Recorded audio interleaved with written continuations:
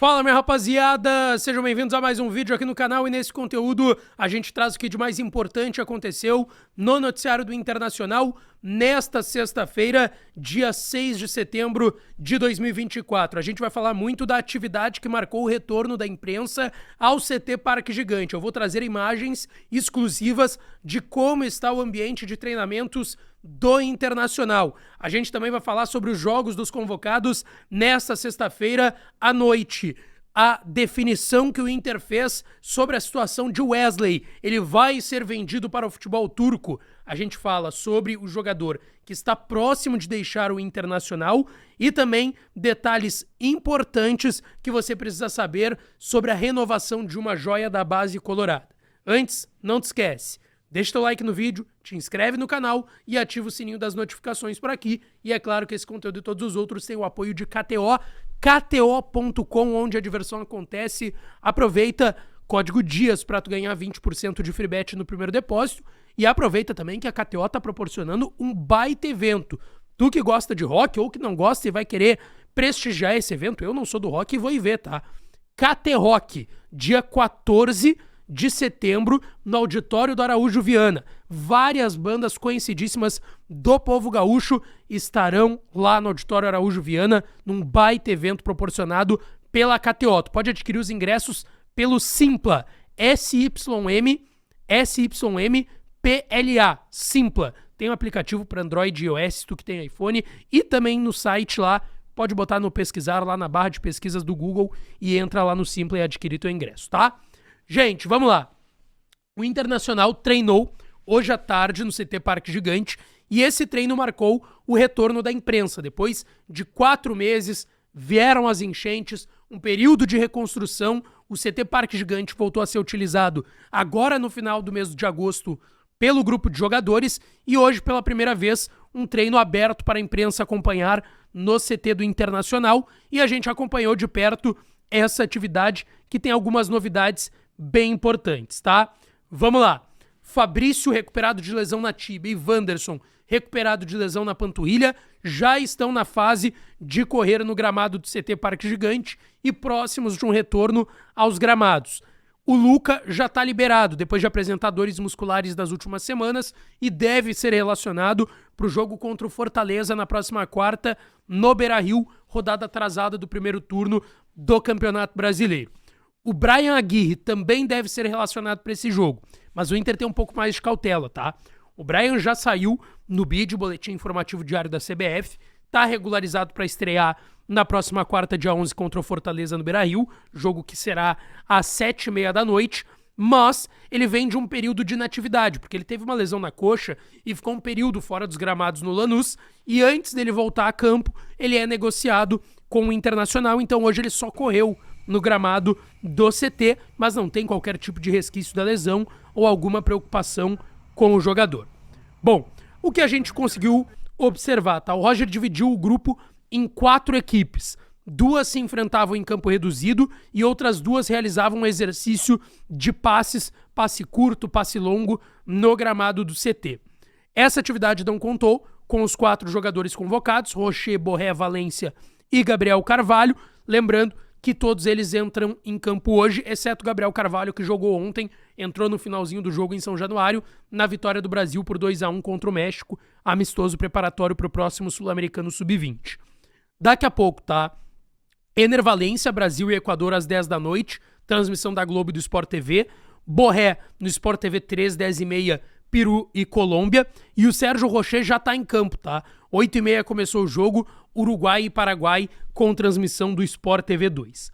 Bom, avançando, gente, eu quero trazer algumas informações importantes sobre aquelas dívidas do Internacional com Cruzeiro e Flamengo e que o clube acabou sendo notificado pelas 2 equipes da Série A do Brasileirão.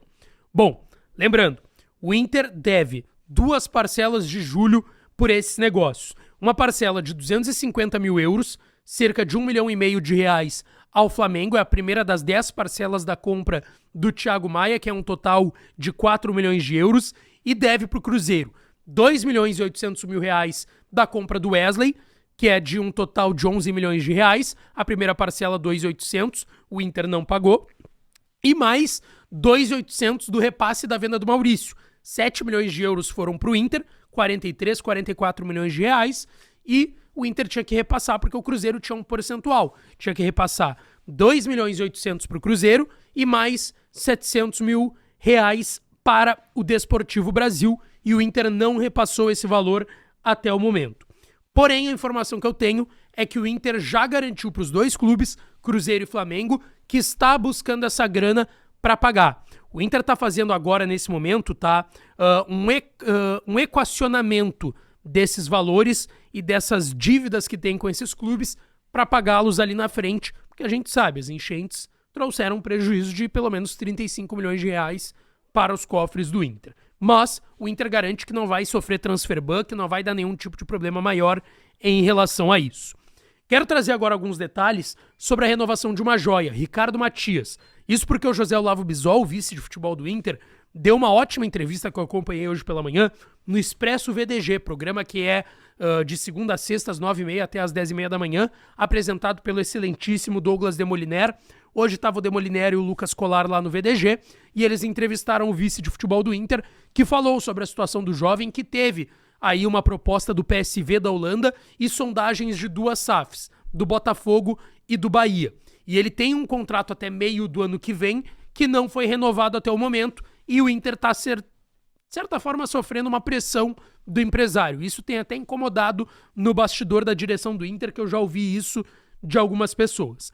Acontece que o José Olavo Bisol disse que essa situação está sendo negociada ainda com o empresário e com o jogador, e que o Inter já colocou na mesa para que ele tenha uma renovação de uma cláusula que existia no contrato, que faz com que ele renove por mais um ano, ou seja, de meio de 25 até meio de 26. Pelo menos isso, porque o Inter quer aumentar ainda mais o vínculo dele.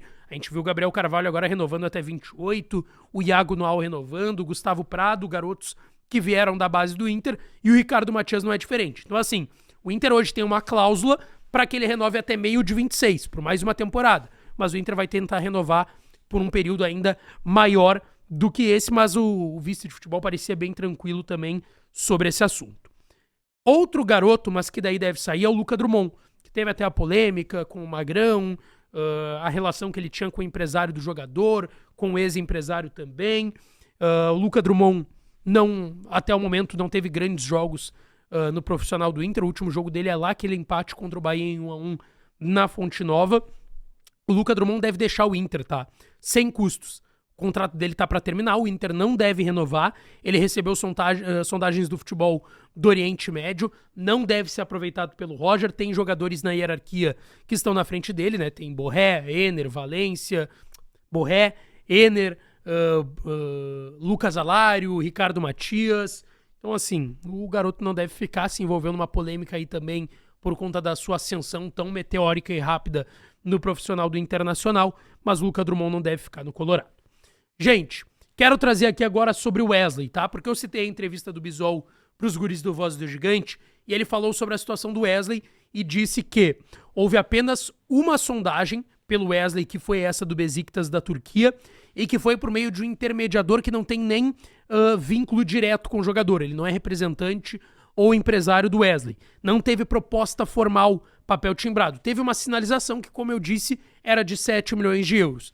Então o Inter tá muito tranquilo, o Wesley foi contratado por 11 milhões de reais, tem esse imbróglio aí da primeira parcela que o Inter não pagou o Cruzeiro, mas ele ainda tem contrato até dezembro de 26 e o Inter não pensa em liberar ou se desfazer do jogador, que foi contratado no início do ano e é um dos destaques da temporada. 35 jogos, 7 gols e 2 assistências do Wesley, tá certo? Deixa teu like no vídeo, te inscreve no canal, ativa as notificações que eu volto pra falar mais do Colorado, tá certo, minha rapaziada? Um beijo, um abraço e até a próxima sexta-feira com juízo.